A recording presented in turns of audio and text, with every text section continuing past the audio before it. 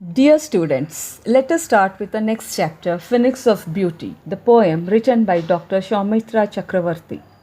Dr. Saumitra Chakravarti, an alumnus of Calcutta University with an honors degree in English literature, secured a gold medal in her master's and a PhD on the topic The Search for Identity in Contemporary British Fiction.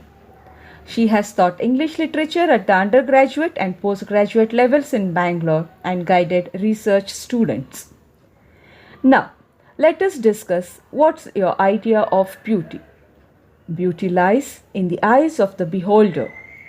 So, as the poem starts with Phoenix of Beauty, let us understand the meaning of phoenix. In Greek mythology, a phoenix is a long living bird that cyclically regenerates or is otherwise born again. Associated with the sun, a phoenix obtains new life by arising from the ashes of its predecessor, according to some sources. The phoenix dies in a show of flames and combustion, although there are other sources that claim that the legendary bird dies and simply decomposes before being born again. Now moving on the poem. It was the day after. The little bird opened her eyes, looked around at the byre of elders, long stemmed, dun petals trailing weary streamers across memories of yesterday when they shone in fragrant loops over the awning and twinkled in black braids. She looked up at the young sun, uttered her birth cry. The pallbearers came, hidden in the heat of yesterday. She rode the very path of death, her young gaze fastened on the sun, older now and wise with the wisdom that turns its gaze from the longing of young eyes for life. The desire of innocence to linger in a world with wonder long dead. Beauty stretching skeletal arms to the sun whose first rays once smiled on a new world. Beauty dies hard. The lotus raises its head from its bed of slime. Two flowers bloom, splash red and yellow over the dust of yesterday and torn stripes of greed. White teeth flash in a soothed blackened face. Merry eyes dance in the hunt. The dung deep unfolds. Moving on to the analysis of the poem. Saumitra Chakravarti's poem Phoenix of Beauty is an indication of the beauty of nature emerging from the ugly. Using the metaphor of the lotus flower, the poet wants to bring home the fact that beautiful things are not always found in higher places of life or nature. Instead, they evolve from the lowest of places too. This concept can surprise us because we usually look at the highest places for inspiration and beauty and totally overlook the lowest places. However, the lotus flower, being the most beautiful flower in the world, comes from slime. The poet begins the poem with the idea of a future. When the little bird opened to a beautiful future, all that she saw was the death of the long stems and the tired petals which were very active and shining the previous day. There is a reference to the fact that time can destroy beauty.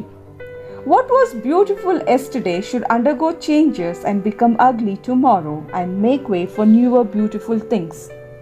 After reflecting on the destructive power of time, the bud looks at the young sun that is forever young. While she utters her birth cry, she notices the pallbearers carrying the dead. It's a dismal picture, but it also tells her that this is the harsh truth of life. Now, after gaining this wisdom at her birth itself, the bud looks at the sun and she finds the sun very wise.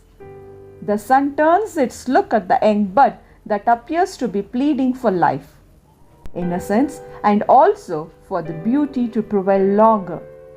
But the nature or world is no longer innocent. It has experienced the harsh truths of life. The bud wishes for innocence to prevail in the world of guilt.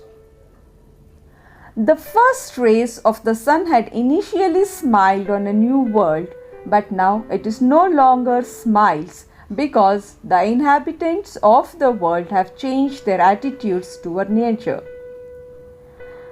Finally, the poet talks about the fact that the lotus flower, though very beautiful, has risen from the bed of slime. The new flowers have shades of red and yellow splashed across their petals, making them very attractive. This bright red and yellow shines over yesterday's dirt and overshadows it. The poet moves on to human beings now from the flower. When the white teeth flash in a blackened face and the merry eyes dance in the heart of something beautiful, the dung heap unfolds and out comes the liberated, beautiful lotus bud. The white teeth flash, the blackened face, and the merry eyes describe the beauty of an individual who may be black and yet happy. The happiness of the person is a reflection of the beautiful mind. When the poet says, "Beauty dies hard," she means that beauty never dies. She comes back in a different form, and the poet instills hope in the readers with this line. The poem at one level explains the beauty of nature unfolding from the ugliest of things, and on the other level reflects the general attitude of people to disregard anything ugly. Even though dung is ugly and despicable, and the lotus flower blooms in that slime like the phoenix rises from its ashes, the beautiful lotus bud rises again from the dung. The poet also implies that time destroys external beauty but will never dare touch the internal beauty. By attributing beauty to the female gender, the poet perhaps tries to emphasize the fact that the female of the species is the most beautiful in the world, in different aspects, just not the external beauty, but in their behavior and their kindness, fortitude, patience, and love. Now that we have understood the meaning of Phoenix of Beauty, the poem, the analysis of the poem, the writer and all, I would like to give you some pointers here.